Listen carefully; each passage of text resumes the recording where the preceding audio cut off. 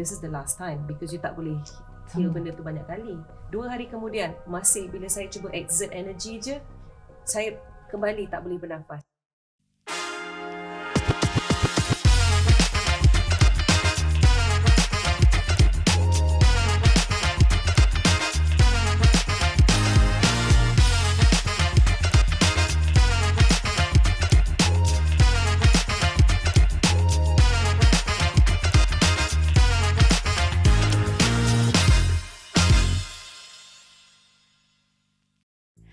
Assalamualaikum, salam sejahtera untuk semua. Wah, 2 tahun yang lalu Tia hadir di Wanita Inspirasi Mutiara berbicara tentang macam mana seseorang boleh jatuh dan bangun dalam kehidupannya. Dan 1 tahun yang lalu, Tia bersama Tia di mana sesi temu bual melalui online yang di mana saat itu kita mengalami pandemi COVID-19. Dan kini Tia hadir di sesi temu bual Mencari Bahagia, di mana kita akan merungkaikan apakah arti makna kebahagiaan untuk mereka. Mencari Bahagia ini khas dibawakan oleh Mutiara Virgin. Bahagia adalah satu kata yang sangat diinginkan oleh setiap insan. Bahagia merupakan perspektif masing-masing apakah yang dia ingin lihat dan apakah yang ingin dia rasa. Suka dan duka adalah sebuah cerita. Dan di Mencari Bahagia, pastinya Tia akan bersama dengan seseorang yang spesial. Siapa lagi kalau bukan Profesor Dr. Nordin Darus. Apa khabar, Doktor? Terima kasih kerana sudi menjemput. I'm so excited. Okey, Doktor. Tia nampak Doktor ni nampak makin lebih muda 20 tahun daripada video ya? Hati-hati. Hati? Dia suka tengok video-video beliau. Beliau suka share tentang kesihatan, tentang tips-tips. Dan I think banyak kat sini yang wanita-wanita yang suka tengok beliau kan dekat Instagram, social media. Dan kalian juga boleh share, like, komen juga our sesi ini yang di mana sesi ini ada di semua platform Tia Arifin. Betul, share semua. Dan juga bukan hanya Profesor Dr. Nordin saja bersama dengan Tia di Mencari Bahagia. Tia juga bersama dengan seorang tetamu istimewa yang Tia pun dah mengenali beliau juga kan. Dan merupakan seorang artis. Lepas tu penyanyi juga. Lepas tu seorang isteri daripada pelakon terkenal iaitu Datuk Farid Kamil, iaitu Kak Diana Daniel. That's so sweet, thank you. Thank you. Diana dah bersama dengan Mencari Bahagia dan meluangkan masa. Terima kasih banyak. Terima kasih. Dia pun nak tengok Tia kerja. Selalu kalau kita jumpa, kita kawan-kawan je. Betul. Hari ni dapat tengok Tia bekerja. So, okay. Tapi tak apa. Ini sesi temu ni dia lebih kepada more to tetap masih berkawan juga. Kerana biasa kalau bercakap as a kawan ni lagi semua keluar dibanding bekerja. Okey, Daniel, apa khabar? Penat. Kenapa? Tahun ni sangat mencabar bagi dia kerana bila kita mulakan beberapa perkara yang baru, mentally kita akan lebih penat. Sebab otak kita kan dia masih nak cuba linkkan benda-benda yang kita tak tahu. So it takes a bit more effort internally untuk kita and courage. So saya rasa bila kita dalam keadaan takut nak mencuba benda-benda baru, benda tu sebenarnya ambil energi juga. Tapi saya cuba untuk memahami psikologi diri saya dan try to manage those things. Ya, ketakutan tu sebenarnya kita boleh lapik dengan ilmu. Jadi benda tu kita boleh cuba walaupun dalam keadaan kita tak tahu apa-apa, kita boleh cuba keluar daripada zon selesa. Saya tak suka berada dalam zon selesa terlalu lama. Saya rasa malas. Kita boleh nampak, kita boleh rasa otak kita, badan kita terus shut down. Every year saya letak keazaman untuk mencuba perkara-perkara yang boleh kita cuba benda-benda yang baru. Faham. Okey, kalau macam doktor pula kan, tadi Diana share ketika dia nak cuba benda baru, dia rasa nervous. Bangun pagi mungkin nervous kan. Apa menurut pandangan doktor mengenai kesihatan? Penting sekali bagi mereka yang faham bahasa mengatakan everything akan nampak susah selagi mana dia tak diselesaikan. Everything is difficult until it's done. Maksudnya kalau kita nak buat sesuatu memang fitrah. Manusia kan kita ada benda-benda yang kita risau, was-was. Terutama sekali kalau artis ni lagilah benda-benda baru, ramai orang yang kita expose. Kalau macam saya, siapa tak kenal, senang kan? Paling-paling Hanya circle kita tahu je. Tapi kita kalau punya macam D tindakan. kan, kalau kau salah buat kan kena bash dan sebagainya, itu satu cerita. Tapi projek yang nak buat tu, kalau especially benda baru, yang orang kata apa, jarang orang pernah buat kat luar atau model belum siap lagi ke apa, dia nak mereka-reka. Itu selalunya menjadi orang kata apa, debaran lain. Betul? Dan ini yang dia kata penat tadi tu. Sebab orang kata penat melalui fizikal, tapi penat ni dua-dua sekali. Yang paling penat mental lah. Itu pendapat saya. Okey, Adinil, kalau Tia boleh nak bertanya, Tia ingat lagi pada tahun 2019 di 2019. yes. Okay. Ni dah kupas ni sampai 2019. Baik. Dia dah bertukar tempat dia jaga. Saya kata, okay, I should face my body to her. Okay, so Tia dah pernah tengok, I think pun bukan Tia saja, mungkin ramai orang pun dah tahu, masa tu dia ada pernah mengalami suatu anxiety. Tia pernah tengok ada tautan video yang di-share tentang dia mengalami satu tahap yang di anxiety, susah bernafas kan. Boleh tak diceritakan kenapa benda tu boleh terjadi? Actually, my first attack was bila di tengah race. I was on the Toyota racetrack. Okay.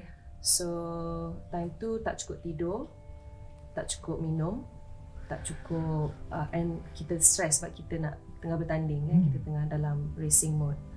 So I was trying to finish my race, tengah nak cuba habiskan race tu, tapi tiba-tiba my body dia terus overheat. Kita boleh rasa panas itu bukan panas biasa, panas tu dia macam heat stroke almost. Semua badan? Tapi memang hari tu sangat panas. Okay. Jadi tapi somehow I related that, I understood that my body's mechanism dia dah overload. Dia tak cukup tidur, tak cukup minum, tak cukup banyak, and maybe lack of preparation yang membuatkan my body dia terus overgear. Dia overgear, jadi bila saya habis race, saya keluar kereta, saya mula tak boleh bernafas, and I have asthma. So mula-mula kan ingat it sparked my asthma mungkin. Saya ambil inhaler tu, saya buat sekali, sama. And then half an hour later, I try again, sama. Maybe 1 hour later, saya try lagi. Saya cakap, this is the last time because you tak boleh heal benda tu banyak kali. And then I spoke to my mom and I said, I don't know, I feel like this is more than asthma because it's not going away. 2 hari kemudian, masih bila saya cuba exert energy je, saya kembali tak boleh bernafas. Jadi saya rasa, okay, this is more, something's not right. Saya pergi hospital. Time tu saya dapat jawapan sangat senang, doktor. I went to a general doctor. He referred me to a cardiologist. I was 24. Saya duduk dengan cardiologist tu, dia tengok saya, kesian awak muda-muda pun awak dah sampai ke office saya. Dia cakap, dia psycho kita macam tu pula. Kan jadilah. So dia check. Dia kata your heart rate it's not beating in rhythm. It's sort of and then it skips a beat almost like you're in love, you know, sort of thing. I was like, these doctors can still make a joke, you know. But okay, he makes me feel comfortable. Tiba-tiba dia check nafas. Lepas tu dia gelak. Ha, I think you're just stressed. So dia bagi saya Xanax. I see. So that was my first ever taking a pill regarding anxiety, but he didn't really explain that it was anxiety. He just explained that I think you overworked yourself. You got yourself into this, you know, this hole because you really need to rest. Okay, fine. So I took Xanax for a few days. I felt a lot better. Few years later, saya dah addicted to coffee, lambat tidur, kerja banyak. It happens again. Okay. Taking your body for granted. Macam tak jaga badan tu, selama 2 bulan tu kita boleh rasa memang kita let go lah banyak benda. Ada seorang insan ni memang I rasa God sent her to me. So she said, I have felt that before. I think you have good anxiety. So dia berpunca dari perut. So saya pun okay, make sense. Dia kata, you makan apa, you minum apa, you punya lifestyle macam mana. Dia bukan tengok pada I ada masalah apa, you ni ada masalah dengan suami ke, ada masalah anak ke. It's not about problems. I realise kita punya badan ni, dia boleh tampung stres dengan adanya kita punya lifestyle tu dapat bagi kekuatan pada badan kita dengan makanan yang baik, dengan tidur yang cukup, dengan maybe a positive sort of like empowering mindset. Dan saya abuse, saya minum kopi banyak sangat, saya tak cukup tidur, saya entahlah, Benar. merepek lah those 2 months kita macam let go kan. So bila dia rawat saya in a way, dia bagi saya all these supplements. She said, okay, you know what, you have take zinc, iron, magnesium, vitamin B complex, vitamin C, calcium. Okay, Wow. you're depleted. Dia cakap your body is depleted. Dia macam kereta yang tak ada minyak tapi you tetap nak onkan. You just can't move. So dia kata for the next 2 weeks sleep at 9 p.m. sleep at 9, take all the supplements you need, eat really healthy food. By the 4th day it was a big difference. Hari keempat dah sangat berbeza. Saya memang stop kopi untuk 2 bulan. Kalau saya minum kopi pun saya kena makan dulu. Saya jangan minum kopi baru nak makan. So kita ada satu disiplin yang kita kena jaga badan kita. And that's where saya rasa saya punya anxiety lain sikit daripada orang lain. Wow, apa dok rasa? Ni interesting ni case ni. But I like to bagi pendapat I tentang para doktor yang tak train into mental illnesses because it's a very complex thing. Dia abstract. We take a real example D tadi, and I setuju dia tidak jaga badan, tapi tentang kopi tu kalau lain kali nak minum boleh saya galakkan balik sebab kopi nowadays is the in thing. Kalau you nak mententeramkan jiwa pun, nak mendapatkan tenaga pun boleh, nak saya menjaga. tak makan. Saya minum tapi sebab saya dah kenyang, sebab dia bersusu, jadi saya tak makan. Makanya kopi kalau nak betul-betul manfaat yang terkenal sekarang, dah dibuat research berkali-kali sampai orang makan untuk prevention of cancer pun. Especially cancer of the liver. Very powerful detox. So, but it must be kopi O. Kopi O tanpa gula. Kopi O kau baru betul. Kalau dengan susu out lah. Tetapi kalau you nak juga, you boleh masuk santan. That's the latest. Number 2, you boleh masuk almond milk and all that. But not milk from the Cow's milk. yang ada mata, ada kaki. I see. Nut Susu milk. kambing ke, susu Yeah. tu lembu ke Yeah. out. Okay. So nut, Nuts. oat, Rice now milk. barley, soya yang organic, you can do that. Okay. So tetapi biasakan diri dengan kopi O cow. That is very well known. Okay. Even doctors nowadays dah mula percaya sebab research very strong. The caffeine effect, kalau you cross 5 to 6 cups a day, then it's addictive. Yeah. But number 2 is back to your issue on body is one thing, physical. There's an issue, walaupun you kata tadi tidak bermasalah, kan you kata it's not because of that I've got anxiety. But anxiety is one condition, medical condition jangan main-main. Kalau salah-salah bulan you akan rasa macam nak pergi pun. Rasa macam dah tak ada nyawa. Especially you tak bernafas semua tu. And people actually feel like heart attack semua. Betul. Kan? So when she said she felt like real asthma attack, and doctor start because dalam ECG, dalam you punya stethoscope and all, it's just a bit of misbeat and all that. And they look at you so young, pretty and all that. Dia kata okay, fine. Tapi they never knew the brain does not know whether you're pretty or not. Brain is a brain. Kalau boleh dibuka. Kalau buka sama je. So isunya ialah isu the brain have what we call volcanic effect. Ni maybe I can suggest. Maybe it doesn't happen to D, tetapi dia punya riwayat boleh berlaku 2 bulan, you kata tadi, beforehand, if you look back, sometime 2 years ago, punya issue, sometime 5 to 10 years ago, sometime when you were born. Means seseorang dia perlukan ada seorang yang mendengar luahan supaya dia Very. tak terpendam sendiri, Very important. stres, menangis, semua sendiri ya dok. Dan kalau di adakah your BFF adalah pada kami? In certain parts of my life, dalam setengah perkara dalam hidup saya bergantung nyawa dengan dia. Masya Allah. Sebab dia ada satu energi yang sangat tenang. Jadi saya pula more reactive. Kita more emotional. Jadi saya kalau apa-apa, contohnya kalau dia keluar bekerja selama 1-2 bulan, saya boleh rasa energi dekat rumah tu macam Berkurang. where's my rock? Mana saya punya tempat bergantung tu? Dia macam hilang energi tu. Okay. Dan saya boleh jadi sangat sedih. Okay. Dan saya susah nak sedih. Tapi saya rasa saya sangat bergantung pada Farid. Subconsciously, I'm not really realizing how much he means to my world. Sure. And how much I feel dia tu seorang yang mampu protect saya dalam segala perkara. Jadi bila dia tak ada tu macam, who's gonna protect me and my kids? Yeah. Berapa lama pernah Farid Kamil tinggalkan dia masa 2 bekerja? bulan lah. Sebab bila ada, hey kau ni kan. Bila dah Bila keluar ada, tu? bila lah kau nak pergi aku stress. Kan? Ya, betul. Hari-hari dengan kau ni kan. Sebab kita sebagai isteri, kita sentiasa switch on. You know, what does my husband need? What does my kids need? You know, without really remembering that you have needs too. Jadi when Farid is somewhere, I have all the time to go for my dance class, meet my friends and all. Yeah. I enjoy my own time. Tapi bila tak ada tu dia macam, alah nak masak untuk dia. Time ni lah ada time rajin nak masak kalau dia tak ada. Dia ada time masak tu macam kalau Siap tak ambil, ada. siap masak, hantar gambar, baliklah. Aduh. Pancing. Cun, Bila kita hanya fikir pasal tanggungjawab, kita Betul. hanya fikir tentang orang lain dan people's needs, and even though it's your family, tapi kita pun perlu hargai masa dengan diri sendiri and learn to be with yourself. Sebab saya selalu percaya Allah akan tarik semua yang kita ada dalam sekelip mata. Jadi selesalah dengan diri sendiri. No matter what, you know, you can only be and have yourself. Suka duka dan bukan kita Yes. lebih dewasa, lebih tahu apa yang nak buat yang terbaik untuk rumah tangga dan juga kehidupan kita.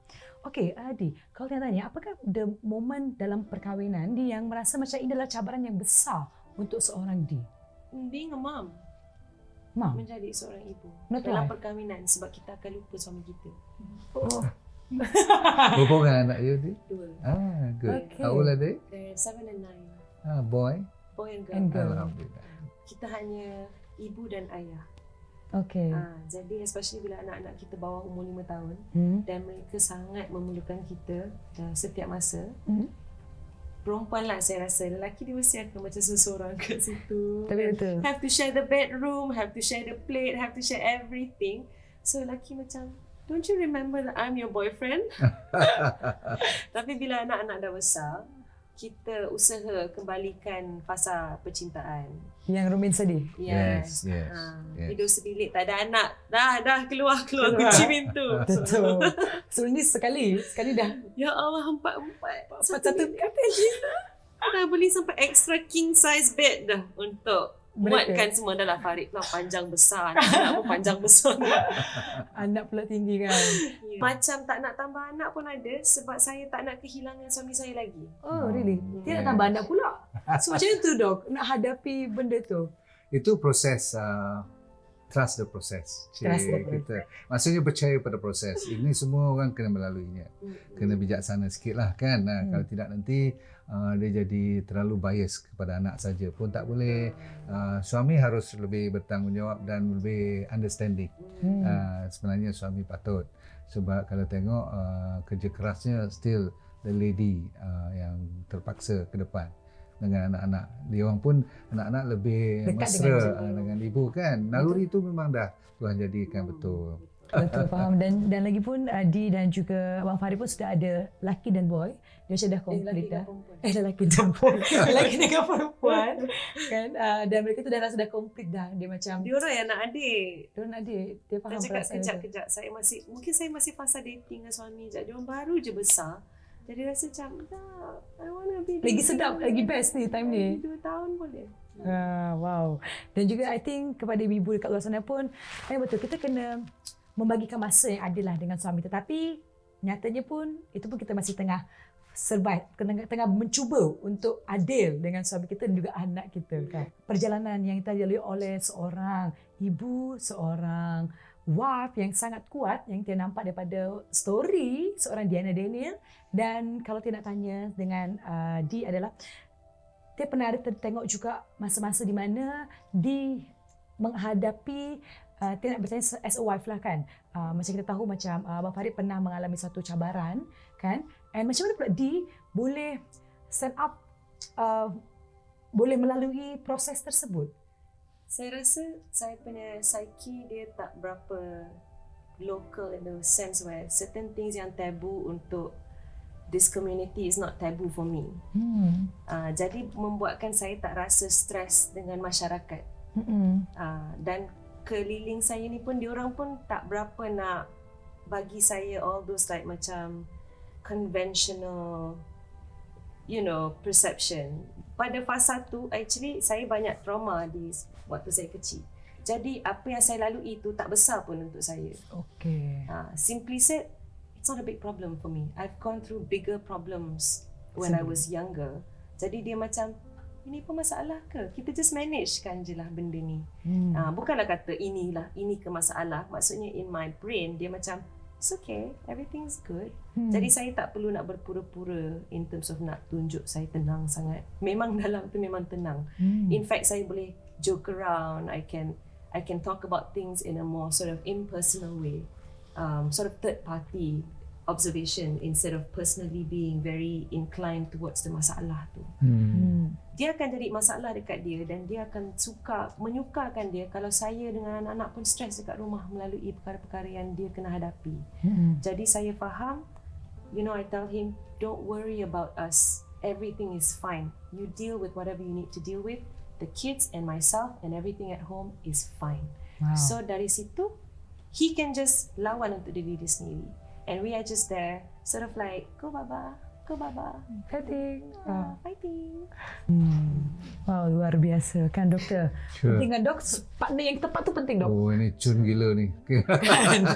Best of the best, Yeah. But it's very important supaya dalam agama kita pun tidak digalakkan menghebahkan terlalu banyak kita punya problem kepada masyarakat. Itu salah satu daripada cara yang agama dah letak dia punya batasan. Maksudnya musibah. Contoh macam saya kena, kan you tahu kan, I kena kanser dulu dan sebagainya pun saya mula-mula nak cerita jugalah kan, kita nak share. Then I realise aku share pun dia tak berapa banyak perubahan dari segi kehidupan ataupun improvement of our life. Kecuali kalau kita luahkan tu kita rasa lebih tenang kepada BFF dan sebagainya. Tapi untuk kita ke arah just for the sake of, setengah orang kan kalau tengok some celebrity for the sake of popularity kadang-kadang. Benda tak elok pun dia cerita juga. That is the one yang kalau boleh Dikurangkan. kita kurangkan. Sebab nanti yang kena kita balik, dia bounce. Bounce back tu kadang-kadang orang yang tengok kita tu dia nak tepuk tangan juga lagi. Faham. Ramai orang lebih have green eyes than white eye. Saya nak cerita juga, ramai yang suka tanya saya tentang nasihat anxiety. Tapi saya cuba cakap, saya bukanlah tempatnya. Saya bukan source-nya. Saya boleh bercerita my experience, tapi itu bukan untuk awak rawat diri awak. Betul. Itu yang saya rasa risau juga. Okay. Bila orang macam, Dana macam mana ni, tolonglah saya. Saya macam, I'm not even licensed to even talk about your health. Saya hanya boleh bantu untuk bagi saluran. Pergilah ke saluran ni, buatlah benda ni, pergi check up. Tapi check up tu macam ni lah, kita jangan tanya perkara-perkara yang tiada kaitan dengan orang tu punya bidang kalau bukan. Sebab takut salah. Kalau betul alhamdulillah, kalau salah hidup dia. benda tu akan mungkin jadi lagi melarat Lebih dan teruk. True. Carilah nasihat dekat saluran yang betul. Very true. Especially when it's about your health. Kita jangan tanya pasal, contoh ni kita ada breast cancer tapi kita pergi tanya cikgu sekolah yang lama kita, yang mungkin dulu 20 tahun sebelum tu dia pernah ada breast cancer. Dia hanya boleh bagi tahu pengalaman, tapi bukan cara untuk kita atasi benda tu. Ya, dan ada dekat Mencari Bahagia kita ada Profesor Doktor yang mungkin boleh share macam mana untuk di luar sana yang mungkin mereka sekarang ni menghadapi anxiety. Apa yang patut kita buat? Okay, first thing first, you kena tahu, identify sama ada ni anxiety ataupun dia memang ada medical problem yang menyebabkan anxiety. Contoh, saya tadi awalan saya dah cerita ada dua sebab utama. Satu, anxiety tidak ada sebab. Yang paling sukar ialah even of course the doctor also can say, I actually do not know why. Sort of like an autoimmune. Yes, mental health, it can come by itself. But that is only about 20-30%. No reason. Ada kaitan dengan genetik pun. Jaga baik. Kalau mak bapak pun jenis anxiety, jenis yang pernah makan ubat, you watch what is happening to you, especially in the modern world. Genetik. Kita ada gene yang lebih prone to anxiety. Lebih senang kena daripada orang biasa. Okay. Faham? Macam setengah orang isap rokok tak mati sampai 90 tahun. Tapi ramai-ramainya akan mati umur 60 tahun. Itu yang 90 tahun tu rare. Balik pada cerita anxiety tadi, kebanyakannya ada sebab. one of the, kita lepaskan cerita dulu ialah diet. Most important is ada certain vitamin and minerals, like you say zinc. I know of certain vitamin mineral like calcium, and we all don't have enough vitamin D3. Walaupun kita bawah matahari, sepatutnya D is important and enough. We all don't have enough, and D is one of the cause of a lot of diseases. D3 number 2 is called omega 3, yang keradangan tu, because most of these things can disturb your brain. Sampai satu peringkat dia tak boleh terima, dia jadi anxiety. Okey, lagi satu ialah tidur. Yang paling utama, kita kalau nak habis cerita pun jangan lupa S, iaitu stress. And stress can be obvious depan, you boleh identify, macam kita cerita tadi, yang cerita lama tadi. Dan stres juga boleh datang daripada outside. Yes. Or kita punya expectation tentang True. diri kita sendiri. Very true. Very true. Jadi boleh call balik. Alright, so wow. Perbincangan kali ini sebenarnya sangat-sangat begitu ya, banyak ilmu yang didapat, banyak juga pengalaman daripada seorang Daniel yang dicurahkan. Dan tidak ada question untuk D kan, kerana kita punya Tosha adalah mencari bahagia. And Shidi boleh share apa sebenarnya makna bahagia untuk seorang Daniel? Yang saya belajar dari suami saya, kesederhanaan. Yang saya belajar dari ibu saya, kebahagiaan adalah kita tak boleh genggam tapi kita boleh menikmati. Dan yang saya belajar dari diri saya, ketika kita sentiasa bersyukur dengan apa saja perkara yang kita lalui, kita kena lihat dari sudut yang gratefulness, and it could be worse. I always think it could be worse.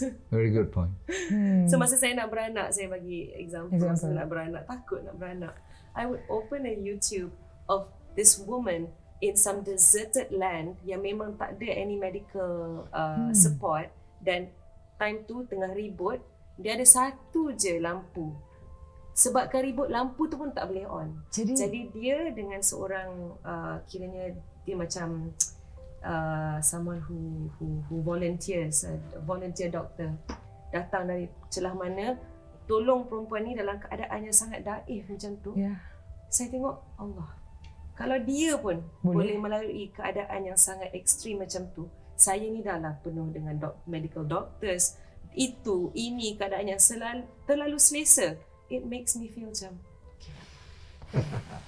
so I feel that helps. Benda tu sangat membantu lah. Kalau kita betul-betul tengok keadaan kita dan kita cuba bandingkan dengan yang lain. Kurang lah. So ni banyak resepi rumah tangga pun ada kan, tentang tiup kesat pun ada kan, dan terasa mencari bahagia bagi siapa yang menonton, dia harap dengan apa yang you all dapat, yang kalian, yang anda dapat boleh memberikan manfaat dan juga boleh memberikan inspirasi kepada kalian yang telah menonton. Dan Tipu juga nak ucapkan sekali lagi terima kasih kepada Prof. Dr. Nordin Darus yang telah bersama kita. Banyak ilmu dong. Macam pergi ke hospital tapi bukan hospital. Macam kita bagi situasi, dia boleh bagi pandangan. InsyaAllah. Orang lama. Orang lama. Dan juga thank you so much untuk Daniel yang meluangkan masa dan berkongsi sedikit banyak cerita pengalaman Daniel. Dan kepada anda semua juga, berterima kasih kerana dah bersama dengan Tia di sini di Mencari Bahagia yang akan tayang setiap hari Khamis jam 9 malam di semua platform Tia Arifin. Sebelum itu juga, Tia ada sedikit hadiah untuk D, kerana dia adalah wanita, perempuan yang kita patut raikan. Ini untuk D sedikit banyak. Terima kasih banyak-banyak. Dan semoga boleh menambahkan dia punya kebahagiaan lagi bersama dengan suami. Untuk doktor nanti tiap pagi. Tak apa. Kita besok boleh, no problem. Khas wanita. Jadi untuk anda layari terus Telegram channel Tia Arifin kerana Tia akan share 12 tips untuk bahagia bersama pasangan. Anda boleh redeem hadiah 12 tips tersebut di Telegram channel Tia Arifin. Dengan itu, saya Tia Arifin. Terima kasih atas perhatiannya dan juga you all dah sentiasa menonton sampai habis. Dan jika ada salah silap, Tia mohon maaf. Saya Tia Arifin di talk show Mencari Bahagia yang dibawakan khas oleh Mutiara Virgin. Sampai jumpa di next episode. Bye-bye. Assalamualaikum.